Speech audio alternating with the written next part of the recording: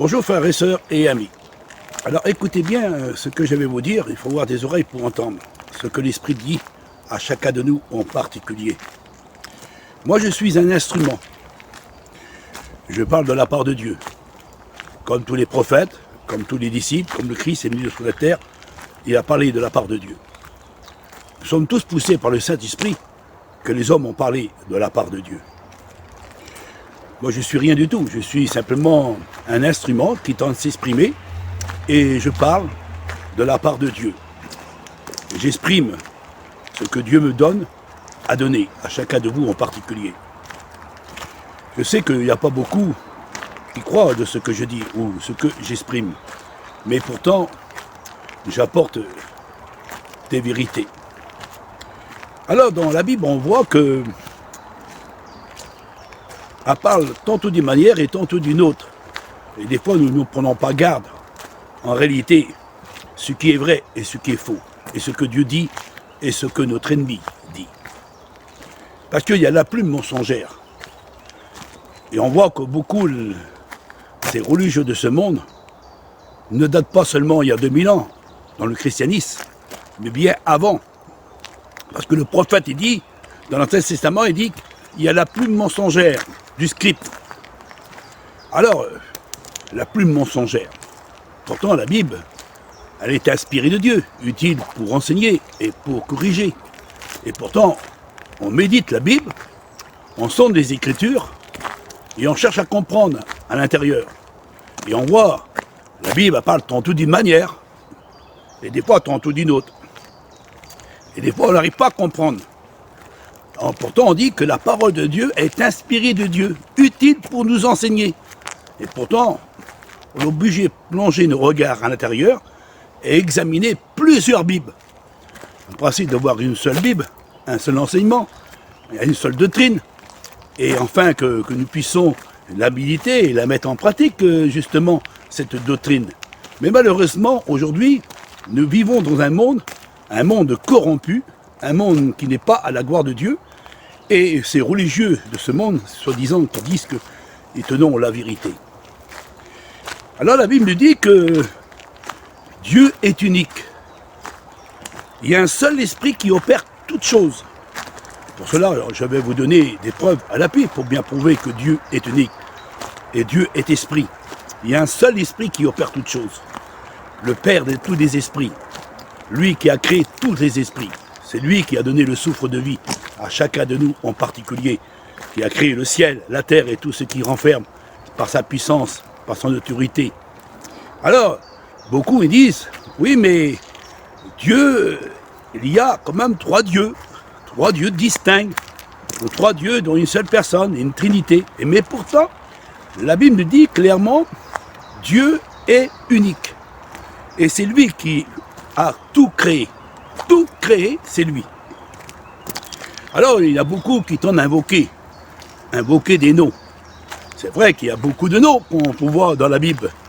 On voit Adonai, Elohim, Al-Shaddai, l'Éternel, qu'on donne à Dieu. Mais pourtant, la Bible nous dit que Dieu est unique, et son nom est unique. Et c'est un nom qui est au-dessus de tous les noms, qu'on ne peut pas le prononcer. Parce que le nom de Dieu, il se manifeste. Parce que Christ a dit, j'ai manifesté ton nom. Alors, le nom que nous devons invoquer, est-il le nom d'une divinité d'une personne? Le nom que nous devons invoquer, est-il un nom humain? Ou une créature? Ou soit le nom qui est au-dessus de tous les noms? Parce que Paul dit bien, c'est un nom qui est au-dessus de tous les noms. C'est un nom qui sauve. Un nom qui sauve. Et un nom qui donne la vie. Un nom qui se manifeste. Un nom qui est là pour faire des miracles et des prodiges et des guérisons. Un nom qui est puissant. Et ce nom-là, c'est pas n'importe qui l'ont, ce nom. Alors, dans l'Ancien Testament, on voit que beaucoup, à travers de l'Ancien Testament, on voit que Dieu se manifeste. Alors, on dit que Dieu s'est manifesté. L'Éternel s'est manifesté. Elohim s'est manifesté. Adonai s'est manifesté. On donne des noms, parce que beaucoup les Juifs ont donné des noms, et beaucoup les scribes, les pharisiens avec la plume mensongère ont mis des noms, plein de noms. Elles ont donné des noms, pour enfin que l'homme puisse invoquer les noms. Mais en réalité, est-il un nom d'une personne, un nom qu'on puisse se prononcer, ou bien quelque chose de bien plus grand qui est au-dessus de toute chose et au-dessus de tous les noms. Parce que la Bible nous dit que dans les Actes des Apôtres, au chapitre 4, verset 12, il dit « C'est un nom qui est au-dessus de tous les noms, par lequel nous devons être sauvés. » C'est un nom qui sauve. Alors, beaucoup qui t'en mettent en évidence en disant que c'est Jésus. C'est Jésus qu'il faut invoquer Jésus pour être sauvé. Alors, c'est le nom de Jésus. Alors, si nous regardons dans Luc 3, dans la généalogique, il y a un ancêtre qui s'appelle Jésus. Et même dans le Nouveau Testament, Paul y parle aussi, qui s'appelle aussi Jésus. Est-il le nom unique? Si le nom de Jésus serait unique, personne ne s'appellerait de ce nom-là. Mais la Bible nous dit que c'est un nom qui est au-dessus de tous les noms et c'est un nom unique. Alors, le nom de Jésus n'est pas unique. Mais malheureusement, Dieu m'a fait comprendre. Je sais que des fois, que c'est pas toujours facile de prêcher cette vérité, parce qu'elle va toujours déranger. Mais j'ai des preuves à l'appui à ce sujet. Alors, qu'est-ce qui est le nom que nous devons invoquer pour être sauvés? Alors vous direz, mais c'est écrit dans la Bible. C'est le nom de Jésus que nous devons invoquer pour être sauvés. Parce que c'est le nom-là que nous devons invoquer. Et c'est à travers de ce nom-là que nous devons être sauvés. Alors, ce nom que, soi-disant, c'est au nom de Jésus que nous devons invoquer pour être sauvés. Et c'est pour ça que toutes les religions de ce monde, dans le christianisme, ils ont invoqué le nom de Jésus. Qu'ils soient chrétiens, les catholiques, les protestants, les évangélistes, les baptistes, les pentecôtistes, les orthodoxes, et toutes les religions du christianisme ont invoqué le nom de Jésus pour être sauvés. Alors, et dans l'Ancien Testament, on voit aussi que beaucoup de religieux, des juifs, ils ont invoqué le nom d'Adonai, Elohim, Hashadai, Éternel, et plein de noms qui ont invoqués pour être sauvés, en le priant ce nom-là. Et croyons que c'est le nom-là qui sauve, et que c'est le nom-là que nous devons invoquer, parce que c'est le nom de Dieu. Mais Dieu n'a pas de nom. Ah non, c'est une petite révélation que j'avais déjà, il y a des années et des années, que j'étais dans Ville-Lumière, je m'ai déjà posé cette question à ce sujet. Alors, je sais que je ne connais pas tout, parce que c'est tellement compliqué d'examiner aujourd'hui la Bible. Parce que la Bible, elle a été touchée par les catholiques et aussi par les scribes, et par les scribes qui seront déjà dans l'Ancien Testament, avant que le christianisme arrive. Déjà, il y avait déjà des plumes mensongères. Ils avaient déjà tordu les Écritures et déformé les Écritures déjà avant que le Christ arrive. Alors, en plus forte raison, dans le Nouveau Testament, il y a encore la plume mensongère, il n'a pas changé la plume mensongère. Alors, dans l'Ancien Testament, les hommes, soi-disant, qui t'ont invoqué le nom-là, et ils croyant que c'est à travers le nom-là que Dieu va nous écouter. Et moi aussi, je l'ai fait, mais je me toujours posé cette question. Alors, j'ai cherché à comprendre pourquoi que nous devons invoquer le nom de Dieu pour être sauvés. Mais comment? Et pourtant, c'est un nom qui est au-dessus de tous les noms. Qu'aucun humain, ni dans le passé, ni dans le présent, ni dans le futur, personne ne peut posséder ce nom-là. C'est celui qui l'a reçu. Et celui qui l'a reçu, il est sauvé. C'est un nom qui sauve. Et nous sommes sauvés. Alors on dit que, c'est le Christ, c'est Jésus. C'est Jésus. On dit que c'est Jésus. Il faut invoquer le nom de Jésus pour être sauvé. Mais il y a une chose que je vais tenter de comprendre, et je cherche à comprendre, et je vais chercher pour vous apporter ces preuves. Je fais simplement cette petite vidéo pour vous dire qu'il y a quelque chose bien plus grand que de ce que nous croyons invoquer des fois. Et qu'on croit qu'à travers de ces noms, des noms humains ou des noms de divinité, qu'on croit être sauvé. Mais en réalité, c'est quelque chose de bien plus grand. Bien plus grand. Parce que la Bible nous dit que dans l'Ancien Testament, personne n'a vu Dieu. Personne. Et pourtant, quand on regarde dans l'Ancien Testament, Moïse a vu le dos de Dieu. D'autres prophètes, ils ont vu Dieu, ou ils ont lutté avec Dieu, et ainsi de suite, et ainsi de suite. Ils ont vu le trône de Dieu. Ils ont vu la majesté de Dieu dans l'Ancien Testament. Alors vous dites, mais Dieu, il s'est présenté dans le Nouveau Testament. Hein? Mais malheureusement, dans le Nouveau Testament, Christ, il s'est-il trompé? Le Mashiach, il s'est-il trompé? Le Fils de Dieu s'est-il trompé? Et qu'il a dit, personne n'a vu Dieu. Personne. Personne. Et pourtant, Moïse, dans l'Ancien Testament, il dit que personne ne peut voir Dieu. C'est Dieu qui dit à travers de la bouche de Moïse. Et celui qui voit Dieu, il meurt instantanément. Et pourtant, dans l'Ancien Testament, il dit, on a vu l'Éternel. On a vu Dieu.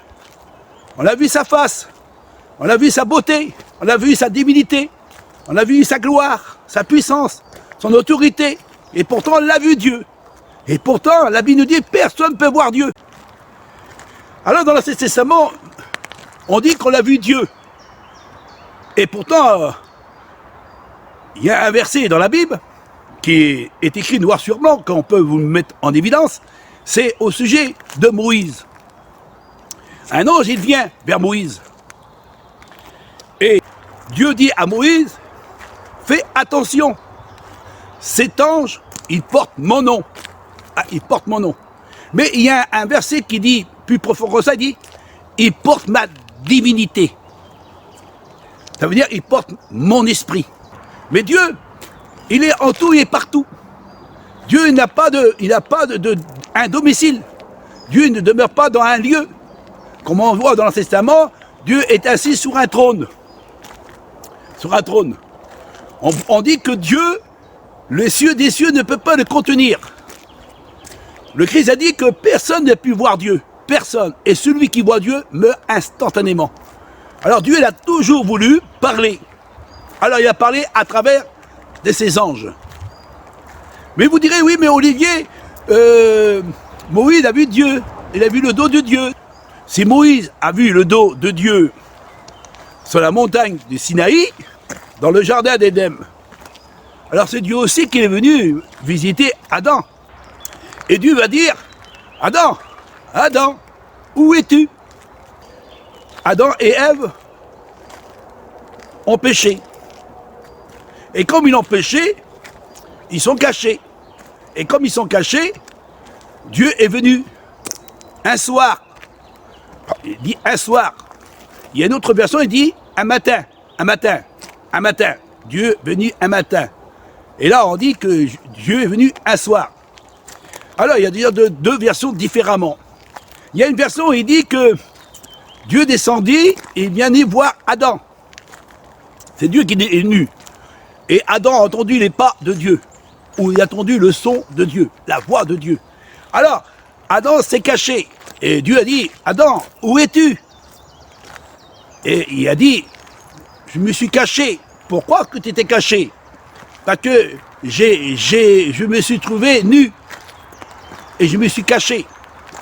Alors, on voit que, à travers de cette version, on dit que Dieu est descendu. Il est venu voir Adam et il le cherchait. Est-il un Dieu puissant à travers de ce verset? Pourtant, la Bible nous dit que Dieu est omnipotent, omniscient, omniprésent, il est hors du temps, il connaît tout, il sait tout. Rien ne lui échappe, sans bouger de sa demeure. Et là, il descend de sa demeure pour venir, pour voir ce qui se passe. Et il pose des questions à Adam et à Ève. Il fait, en réalité, comme un détective. Il demande comment ça s'est passé. Et la femme et l'homme, Adam et Ève, ont expliqué tout ce qui est passé. Et pourtant, Dieu a dit, mais qui t'a dit de manger de l'arbre de la connaissance du bien et du mal? Alors la femme a dit, c'est le serpent. Et Dieu lui pose des questions. Mais Dieu le cherche. C'est ça qui est beau. Dieu le cherche. Mais où es-tu, Adam? Où es-tu, Adam? Mais comment un Dieu tellement puissant, tellement grand, tellement immense, il est de l'infini, il sait tout, il connaît tout, il connaît les profondeurs des cœurs, ils sont les cœurs et les rêves, rien ne lui échappe à son esprit. Et là, il descend pour visiter, pour voir ce qui se passait dans le jardin, et il fait une enquête en travers de ce verset que nous voyons dans la Bible, que tous les catholiques et les protestants et les évangiles ont entre les mains. Est-il vraiment les réalités? Est-il Dieu qui est venu? Est-il vraiment Dieu qui est venu dans le jardin pour faire une enquête et y poser des questions et que Dieu cherchait? C'est une question qu'on devrait se poser. Et je sais que certains vont dire, Olivier, ce que tu dis, tu es vraiment fort. D'autres ils diront, oui mais c'est Dieu. Ah non, ce n'est pas Dieu.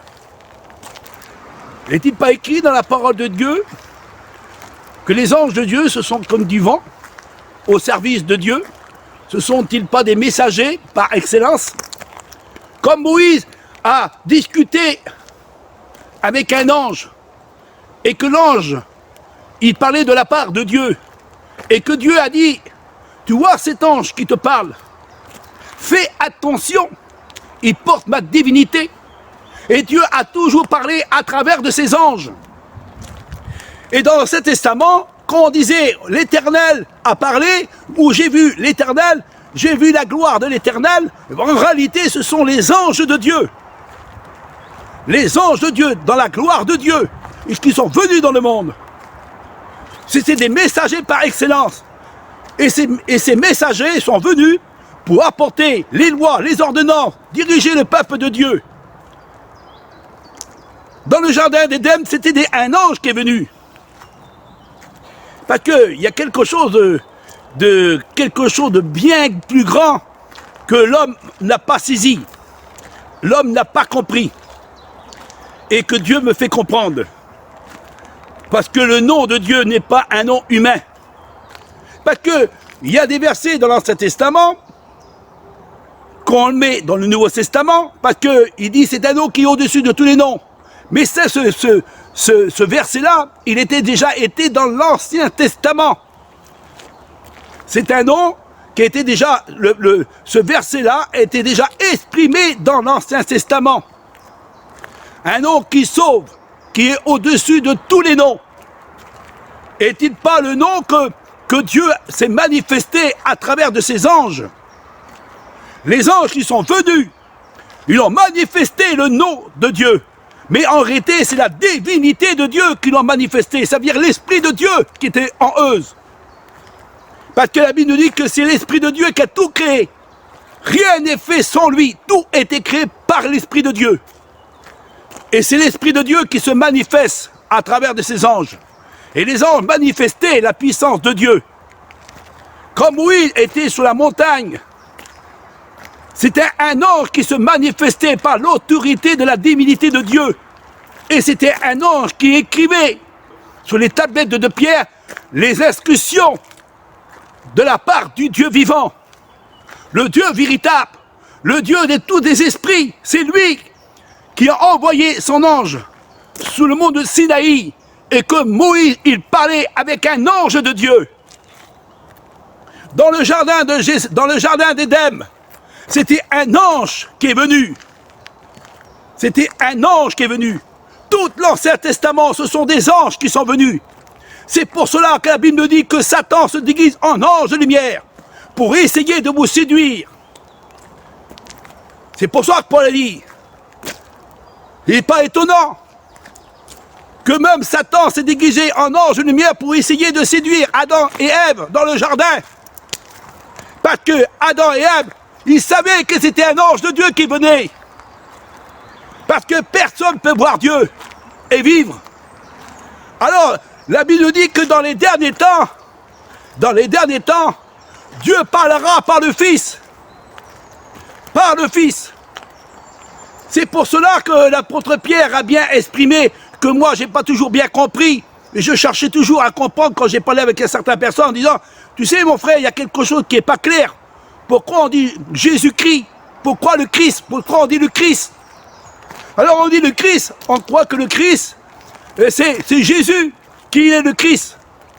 Mais en réalité, le Christ veut dire roi, Messie, celui qui est consacré, celui qui a reçu la divinité de Dieu en lui. Christ n'a-t-il pas reçu la divinité de Dieu en lui? Sans mesure. Il n'était pas écrit, il y a des versets dans la Bible qui le prouvent. que Christ a reçu l'Esprit de Dieu en lui et qu'il l'a manifesté. Parce que la Bible nous dit clairement à travers de ce message. C'est pour ça que Pierre a bien exprimé. Il a dit, tu es le Christ, du Fils du Dieu vivant. Tu es le Christ. Alors des fois on croit que le Christ, c'est Jésus. Et Jésus est le Christ. Mais il y a quelque chose que Dieu me fait comprendre. Parce que il faut me pardonner des fois. Parce que moi, je regarde la Bible. Et quand on a la Bible dans la main, on croit de ce qui est écrit à l'intérieur. Et on comprend tout ce qu'il y a à la lettre. Mais on ne comprend pas le fond de la réalité du véritable message de Dieu. Alors on place des fois des choses, des prédications, des enseignements, on croit que c'est comme ça se passe.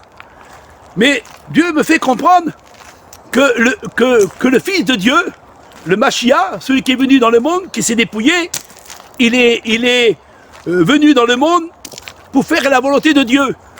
C'est un être vivant, un être engendré.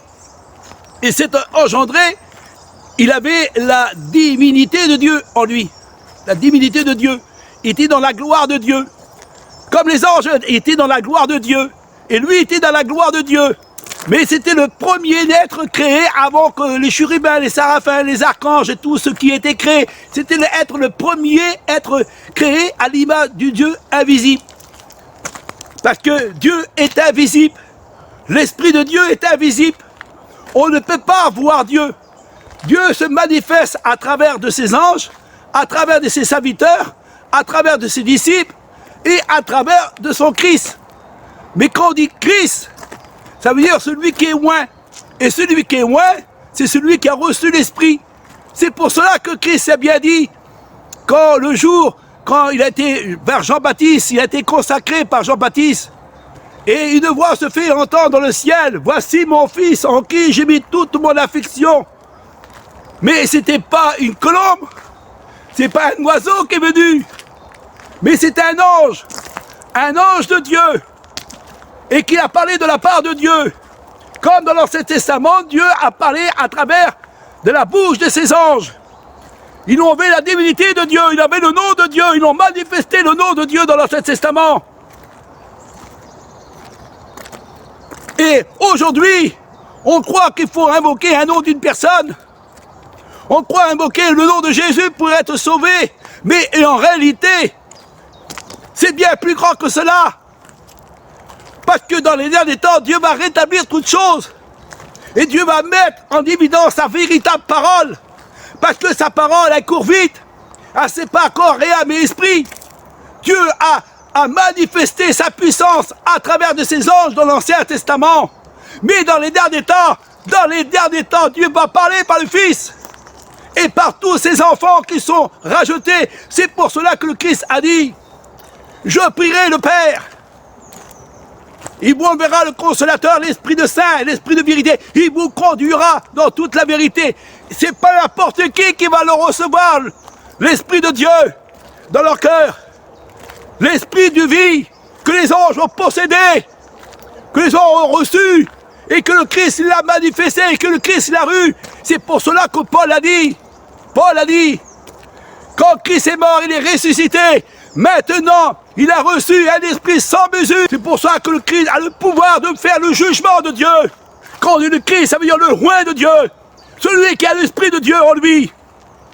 Et Christ a manifesté le nom de Dieu. Il a manifesté le nom de Dieu. C'est lui qui le dit dans sa propre bouche. Je ne peux rien faire de moi-même. Mais celui qui est en moi, il est bien plus grand que celui qui est dans le monde. Parce que dans les derniers temps, Dieu va parler par le Fils. Parce qu'autrefois, il a parlé par les anges. Mais dans les derniers temps, il parle par le Fils. Et le Fils s'est manifesté. Aujourd'hui, nous manifestons aussi le Christ qui est en nous. Le Christ qui est en nous. C'est la divinité de Dieu. C'est le nom de Dieu. Un nom qui est au-dessus de tous les noms qu'on ne peut pas prononcer. C'est vrai. Ça dérange de ce que je dis. Ça dérange de ce que je prononce. Mais je respecte mon Créateur. Je respecte mon grand Dieu qui est dans le ciel, qui est au-dessus des nuages, au-dessus des univers, que sa demeure, que personne ne peut y rentrer. Celui qui porte le nom de Dieu. Le Christ n'a-t-il pas dit? Vous recevrez un nom, vous porterez le nom de Dieu. Vous porterez le nom de Dieu en vous. Je mettrai le nom de Dieu sur votre front. Le nom de Dieu, c'est la divinité de Dieu, c'est l'Esprit de Dieu. Christ n'a-t-il pas dit, l'Esprit du Seigneur est sur moi pour annoncer une bonne nouvelle aux pauvres? Je manifeste l'Esprit du Père. Le Père est en moi, je suis le Christ. Mais qui veut dire loin de Dieu? Je suis loin de Dieu. Je suis le Messie, le Mashiach, celui qui vient et qui annonce les oracles de l'Éternel, le Dieu véritable. C'est pour cela que Paul a dit, je répète, Paul a dit, Dieu va parler à travers de son Fils dans les derniers temps. Parce que Dieu a parlé à travers les anges dans l'Ancien Testament. C'est pour ça que personne n'a vu Dieu. Même dans le jardin d'Éden, Adam et Ève n'ont pas vu Dieu. Ni Moïse n'a vu Dieu. Personne n'a vu Dieu. C'est celui qui est venu dans le monde pour le faire connaître. Parce qu'encore on ne l'a pas connu Dieu, on n'a pas vu Dieu. On ne le verra pas dans ce monde. Dieu n'est pas un homme. Dieu ne fait pas un homme de chair. Dieu, il est au-dessus de tout. C'est Dieu est esprit, le maître de tous les esprits. C'est lui qui a tout créé. Il est le maître de la vie. Et sa divinité était dans ses anges. Et dans les derniers temps, il a mis sa divinité dans l'homme. Dieu était dans le Mashiach. Dieu était dans le Mashiach, dans le Fils de Dieu. Et c'est pour ça qu'on l'appelle le Christ. Pourquoi le Fils de l'homme, on l'appelle le Christ? Parce qu'il avait l'Esprit de Dieu en lui. Il était loin de Dieu. Ils feront beaucoup de miracles et de prodiges. Le Christ est ici, le Christ est là. Il s'élèvera des faux Christ et des faux prophètes. Ils feront beaucoup de miracles et de prodiges. Des faux Christ, des faux oins, des faux Messie, des faux noms, des noms humains, des noms qu'on prononce soi-disant Adonai, Elohim, Al-Shaddai, Jésus ou Jésus-Christ. On essaie de prononcer pour être sauvé. Mais celui qui sauve, il est au-dessus de toute chose. C'est un nom qui est au-dessus de toute chose. C'est pour cela que Dieu a dit à Moïse, fais attention, cet ange-là que tu parles, il ne supporte pas le péché. Fais attention quand tu parles. Enlève tes sandales de tes pieds pour l'écouter. Et quand il a écouté, il dit, fais attention, cet ange, il porte ma divinité. Ça veut dire qu'il porte l'Esprit de Dieu en lui. Tous ceux qui portent l'Esprit de Dieu sont fils de Dieu. Tous ceux qui ont l'Esprit de Dieu, ils sont enfants de Dieu. C'est pour cela que Christ a dit, l'Esprit de Dieu n'est pas donné à n'importe qui. Ils sont donnés aux enfants de Dieu. C'est pour ça que les enfants de Dieu sont persécutés à mort, jugés, condamnés, maltraités. Et c'est pour ça que le Satan il essaye de déguiser en ange de lumière. Parce qu'il sait, Satan, il sait que les anges de Dieu ont toujours été là pour soutenir le peuple, pour corriger le peuple, pour renseigner le peuple, pour apporter les ordonnances, les lois au peuple. Et le Satan, il savait. Alors lui, il essaye de venir en se déguisant en ange de lumière. Et c'est pour ça que Adam et Ève, ils sont fait séduire, ils sont fait avoir. Et bien d'autres encore dans l'Ancien Testament qui sont fait avoir aussi par des anges déchus, soi-disant que c'était les anges de Dieu qui sont venus. Et c'est pour cela qu'aujourd'hui, depuis 2000 ans, maintenant ce ne sont plus des anges, ce ne sont plus des anges qui se manifestent. Maintenant c'est le Fils de Dieu, c'est le Fils de Dieu. Mais malheureusement, Satan essaye de prendre le Fils de l'homme, des êtres humains, des non-humains, manifestés comme il a fait dans l'Ancien Testament par des anges. Aujourd'hui, il se sert d'un être humain pour essayer de faire passer en disant que Jésus est Dieu. Et que c'est lui, le Dieu véritable, qui est venu en tant qu'homme de chair. Et c'est à cause de cela que la Bible, c'est pour ça que la Bible nous dit, méfiez-vous, Satan se dirige en ange de lumière. Un ange qui est venu. C'est pour ça qu'il a posé des questions. Autrement, si ce serait Dieu qui serait venu en personne, il n'avait pas besoin de se déplacer et de faire une petite enquête. Alors, je sais que ça dérange, ça va te déranger, toi, vous les chrétiens, ça va déranger, vous les prédicateurs, ça va vous déranger aussi, les religieux, parce que vous prenez tout à la Bible, à la lettre. Alors vous prenez tout ce qui est écrit dans la Bible à la lettre, mais il faut sonder les Écritures, il faut examiner les Écritures, et surtout, le plus important, il faut voir l'Esprit de Dieu. L'Esprit de Dieu que les anges avaient. Les anges avaient l'Esprit de Dieu en eux, ils avaient la divinité de Dieu, Christ avait la divinité de Dieu, les apôtres avaient la divinité de Dieu. Parce que nous sommes tous des fils de Dieu. Maintenant, tous les fils de Dieu vont parler de la part de Dieu. Tous les fils de Dieu vont parler de la part de Dieu.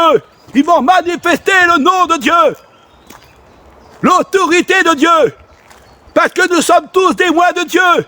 Nous sommes tous des messies. Nous sommes tous des consacrés. Nous sommes tous des rachetés. Nous sommes tous dans la plénitude de Dieu. Parce que Dieu nous a choisis. Dieu nous a engendrés.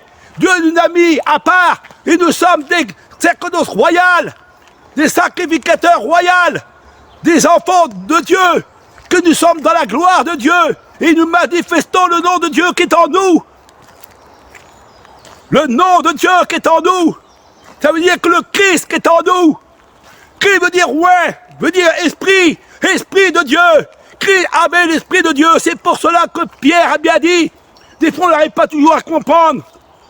Parce que la Bible a tellement été touchée, tellement des plumes mensongères qui ont été mis à l'intérieur. Alors on arrive à croire de ce qu'on dit des fois. Et des fois ce n'est pas cela qu'on doit dire. Parce que la Bible a été touchée, il y a la plume mensongère. Comme autrefois dans l'Ancien Testament, il n'y avait plus de mensongère, le prophète il l'a dit. Et dans les derniers temps, depuis 20 siècles, depuis le Christ qui est venu, le Machia, le Fils de Dieu qui est venu, qui avait l'Esprit de Dieu, qui avait le Christ en lui, il était témoin de Dieu, il avait l'Esprit de Dieu en lui. J'ai manifesté ton nom, j'ai manifesté la divinité, j'étais un Christ, et nous sommes tous des Christ. Tous ceux qui ont l'Esprit de Dieu sont des Christ. Pourquoi il a dit vous êtes tous en Christ? Parce que nous sommes tous dans l'Esprit de Dieu. Christ avait l'Esprit de Dieu. Le Machia, le Fils de Dieu, avait l'Esprit de Dieu en lui. Et c'est pour cela que Pierre a dit, tu es le Christ, le Fils du Dieu vivant. Ça veut dire tu es le roi de Dieu, tu es le Messie, tu es le consacré, tu as l'Esprit de Dieu en toi. Christ a-t-il pas dit, Pierre, les paroles qui sont sorties de ta bouche, ce ne sont pas tes paroles à toi, ce sont les paroles de mon Père. Qui est le créateur de toutes choses? Qui est le maître de toutes choses? Christ n'a-t-il pas dit que tout pouvoir m'a été donné? J'ai manifesté ta parole, j'ai manifesté ton nom, j'ai manifesté ton esprit. L'Esprit du Seigneur est sur moi pour annoncer une bonne nouvelle aux pauvres, pour redonner la vue aux aveugles. Pas les aveugles qu'on voit aujourd'hui, ça veut dire l'homme aveugle, l'homme qui est dans les ténèbres, l'homme qui ne voit plus rien, l'homme qui rentre dans le péché, dans la corruption, que Satan se déguise en ange de lumière pour essayer de vous séduire et pour vous éloigner de ce véritable évangile de Dieu. Alors Satan, il essaye de tous les moyens de se déguiser en ange de lumière. Mais dans des temps, Satan, il se sert d'un fils de l'homme, un être humain qui doit le placer au milieu de vous, pour que vous l'invoquez, en disant que ce Jésus-là, vous l'invoquez, et ce Jésus, c'est Dieu qui est venu en homme de chair, et vous mettez votre confiance dans ce Jésus-là, et que vous invoquez son nom, vous croyez être sauvé à travers de ce nom. Mais en réalité, le nom du Machia, le Machia avait le nom du Père, il avait le nom du Père, et le nom du Père, c'est la divinité de Dieu, c'est l'Esprit de Dieu. J'ai manifesté ton nom. Vous pouvez invoquer autant que vous voulez, le nom de Jésus ne sauvera pas. C'est pas le nom de Jésus qui sauve, c'est le nom du Père. Le Christ l'a bien dit, quiconque invoquera le nom du Père sera sauvé. C'est pas le nom de Jésus, c'est des versets qui ont été ajoutés, retranchés, mis en évidence. Mais tout ce qui est caché dans les ténèbres sera dévoilé en plein jour. Votre religion est fausse, votre christianisme est faux, vos enseignements est faux. C'est pour cela que Dieu me sert de moi en disant, une nom des doctrines de démons. C'est pas le nom de Dieu qui t'en a invoqué, c'est un nom humain. C'est un nom humain. Un nom humain. Et le nom humain, c'est le nom de Jésus humain. Vous invoquez un nom humain, mais Jésus n'est pas venu pour invoquer son nom. Jésus n'a jamais invoqué son nom. Il a invoqué le nom de son Père. Celui qui m'a vu a vu le Père, parce que le Père était en lui, et il manifestait l'autorité de son Père. Quand il est rentré dans la synagogue, il a dit, « L'Esprit du Seigneur est sur moi. Je suis celui qui parle de la part de Dieu. Dieu parlera dans les derniers temps par le Fils, et le Fils a parlé. Heureux les pauvres, ils verront. Les aveugles retrouveront la vue, les morts vont ressusciter, les péchés seront pardonnés, et la mort, elle n'aura plus de pouvoir au bout. » C'est Dieu qui a ressuscité le Christ. C'est l'Esprit de Dieu, la divinité de Dieu, la puissance de Dieu. Le nom qui a manifesté le Christ, c'est le nom-là qu'il a ressuscité le Christ entre les morts. Voilà, je vous ai mis ce vidéo pour bien prouver que dans l'Ancien Testament, Dieu a parlé à travers la bouche de ses anges. Je vous ai donné des preuves à l'appui. Dieu a aussi parlé à travers la bouche de ses prophètes. Tout le long de la Bible, dans l'Ancien Testament, Dieu a parlé. Dieu a parlé par les anges et aussi par les prophètes. Et les prophètes étaient des messies. On prophétisait de la part de Dieu, parce qu'ils portaient le nom de Dieu. On le voit, des versets dans la Bible qui bien prouvé que les prophètes ont prophétisé, on lui a envoyé le nom de Dieu, et l'ont manifesté le nom de Dieu. Ça veut dire qu'ils ont manifesté la divinité de Dieu qui était en eux. Comme les anges ont manifesté l'autorité de Dieu, les serviteurs de Dieu, les prophètes dans l'Ancien Testament, qui ont été oints par l'Esprit de Dieu, qui avaient possédé le nom de Dieu en eux, ils l'ont manifesté. Ils l'ont manifesté. Et c'est pour cela que la Bible me dit que personne n'a pu voir Dieu. Dieu se sert de ses anges, il se sert de ses prophètes pour proclamer son véritable évangile.